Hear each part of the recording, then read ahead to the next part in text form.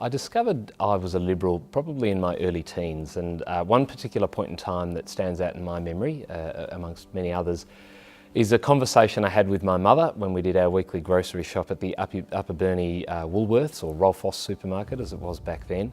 And I remember Mum telling me, or explaining to me, how we may not be able to afford all the groceries we needed and perhaps wanted as kids, my brother and I, who were still home at that age.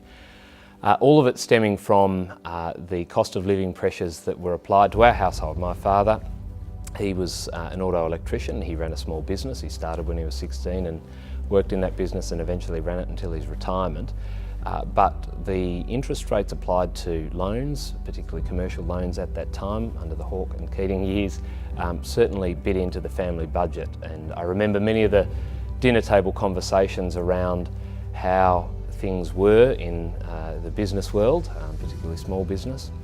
Our government policy settings were making it hard to make ends meet, and coming from a regional community from the northwest coast of Tasmania where things were particularly tough, I could see how government policies, Labor versus Liberal, it became clear to me at that point in time what the Liberal Party really stood for in terms of reward for effort, for getting out of the way of people who want to make a go of things for themselves.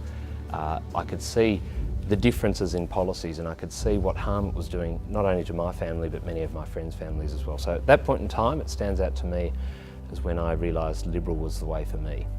Our social institutions like freedom of speech and freedom of association are critically important.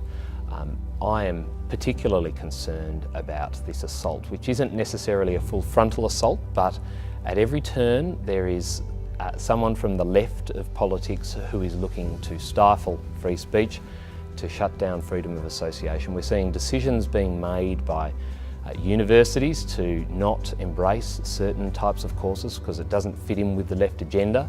And this is done by way of a very subtle and I guess aggressive undercurrent within many of the organisations that our society is built upon, universities, parliaments, local government, etc. And so I'm very concerned about that, and I think as an Australian society and as a Liberal myself, we need to stand by and protect those Australian values, what make us the lucky country, if I can use that term, which is used many, many times.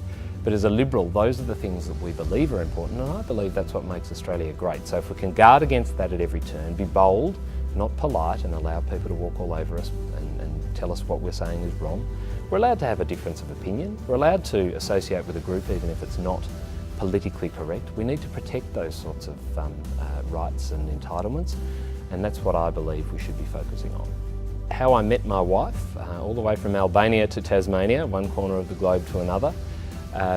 I met her at university, and her family were in effect political refugees that sought asylum here in Australia after the fall of communism, when my father-in-law was engaged in the work of the government of Albania.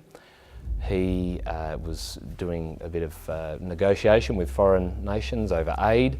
A problem that arose in Albania was the fact that some politicians, unfortunately at the time, decided foreign aid was better off in their pocket rather than funding hospitals and schools. He spoke out against that, and they gave him an ultimatum to either stand idly by and allow it to happen and he could be safe, or get out or we'll kill you.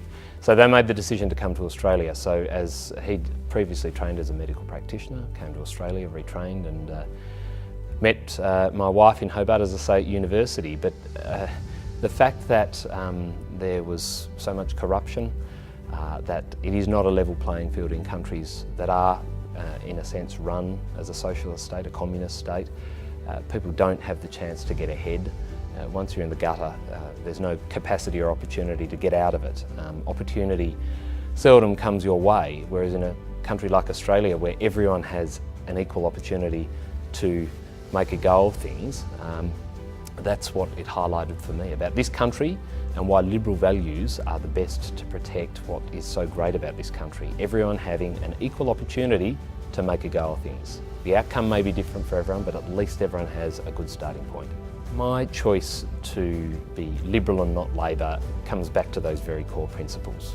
In Tasmania, I've observed the Labor Party is one that claims to stand up for the worker and opportunity and the like, but in terms of action and how policy has actually had an effect in society, it's been nothing like that. I mean, the Labor Party seems to be all about the collective, but that everyone should be given an equal outcome, as in you can work as hard as you like, but this is as far as you're going to go. In the Liberal Party, if you want to start a business, if you want to invest money and create jobs in a small regional community, we're going to help you do that by having the right policy settings and let you go as far as you can and as hard as you can as well. And that means other people benefit, those people you employ, those contractors you use, those suppliers you use. That's a tangible example of the big difference between Labor and Liberal, particularly in Tasmania, in my home state, where they've systematically gone about shutting down primary industries like forestry and now agriculture, just because it doesn't suit whatever political argument they're applying. Whereas we get out of the way, we let the market take care of itself, the Liberals.